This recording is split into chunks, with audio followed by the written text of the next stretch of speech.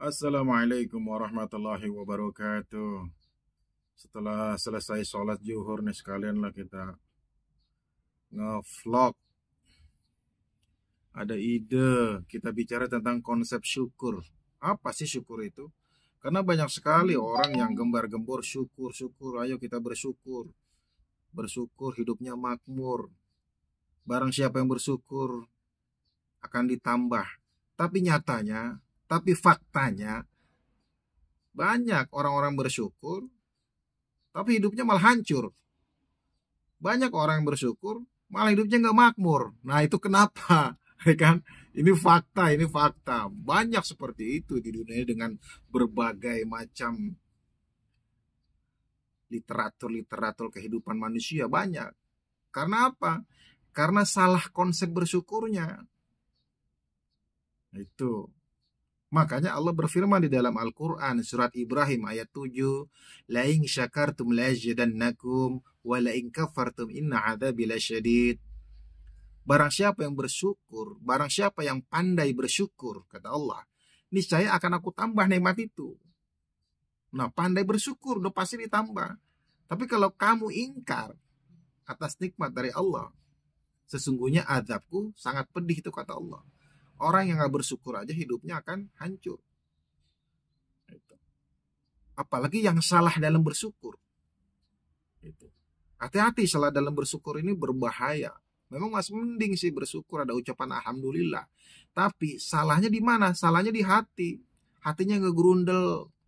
Dikasih dari, misalkan contoh nih, para konten kreator. Dikasih 1 bintang di komentarnya, misalkan para suhu atau siapa itu yang lain-lainnya, terutama para suhu, dikasih 1 nggak diucapin terima kasih, ya kan? Atau ngegrundel, cuma 1, yang lain 100. Nah itu. Atau katakanlah dikasih 1 alhamdulillah, tapi hatinya grundel, pelit amat sih. Nah itu salah sudah, ya kan? Harus pandai bersyukur. Penerimaan dalam hati, mulut berbicara alhamdulillah, hati pun harus bersyukur. Harus apa? Hatinya harus seirama dengan mulut. Mulut dan hati harus seirama. Mulut berzikir, hatinya pun harus berzikir. Mulut mengucapkan rasa syukur alhamdulillah kepada Allah, hatinya pun harus senang, harus bersyukur. Itu dengan cara apa? Dengan cara misalkan, contohnya misalkan kita makan nasi, ya kan? Makan nasi sama garam. Ya kan, makan nasi sama garam misalkan, hatinya pun harus senang. Itu konsep bersyukur. Gitu. Makanya lebih diridhoi orang yang makan daging sapi wagyu tapi hatinya senang, itu lebih diridhoi oleh Allah daripada orang yang makan nasi garam tapi hatinya ngegrundel. Makanya Abu Hasan Al-Fadhili, seorang pendiri Thariqat Fadhili, berkata,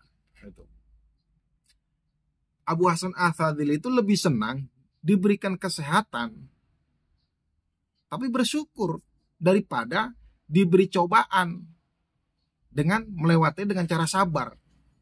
Justru Abu Hasan Al-Fadhili lebih senang diberi kesehatan daripada diberi cobaan dengan dilalui kesabaran. Artinya sebenarnya kesenangan itu harus lebih mudah menyenangi kesenangan, lebih mudah mensyukuri kesenangan yang diberikan oleh Allah daripada cobaan yang diberikan oleh Allah tapi hatinya ngegrundel. Ya, banyak itu ngegrundel, dikasih 100 bintang misalkan nih para su, alhamdulillah, dikasih 1, misalkan mulutnya bersyukur alhamdulillah, hatinya ngegrundel. Grundel. Semua yang datang pada hidup kita ini cobaan, ujian. Makanya mulut dan hati harus seirama. Makanya udah benar tuh Quran surat Ibrahim ayat 7. La in syakartum lazidannakum wa la in kafartum inna adzabi lasyadid. Barang siapa yang bersyukur kepada Allah, niscaya akan aku tambah nikmat itu. Di situ barang siapa bersyukur harus pandai ya, garis miring harus ada pandai. Barang siapa yang pandai bersyukur, pandai bersyukur, ingat ini kata-kata pandai, pandai bersyukur kepada Allah Subhanahu wa taala, maka akan ditambah nikmat itu. Tetapi kalau ingkar atas nikmat Allah, niscaya azabku sangat pedih, kata Allah. Atau katakanlah yang tidak bersyukur hidupnya akan hancur. Di situ harus pandai bersyukur. Apapun yang datang dengan penerimaan yang senang di dalam hati. Penerimaan dalam hati. Pikiran, mulut, hati udah senang. Enjoy aja hidup ini, syukuri yang ada. Syukuri yang ada, syukuri atas semua yang datang kepada kita. Itu, syukuri. Memang lebih enak mensyukuri yang membawa kita bahagia, kelihatan senang, enak. Misalkan makan daging wagyu, makan steak, makan lobster, misalkan makan mewah-mewah atau kemewahan awal, itu mudah senang di dalam hati, disyukuri, memang mudah. Daripada orang yang misalkan contoh lah, ini contoh ibarat yang makan nasi garam tapi hatinya gegrundel, tidak menerima penerimaan, itu memang lebih sulit dibandingkan orang yang diberikan kesenangan. Tapi hati-hati juga orang diberikan kesenangan. Itu. Khawatir hatinya apa? Hatinya khawatir rujuk. Khawatir hatinya ria. Nah, jadi hidup ini sebenarnya paradoks. Paradoks, hati-hati dengan apa yang datang pada kita. Makanya dikatakan hati-hati.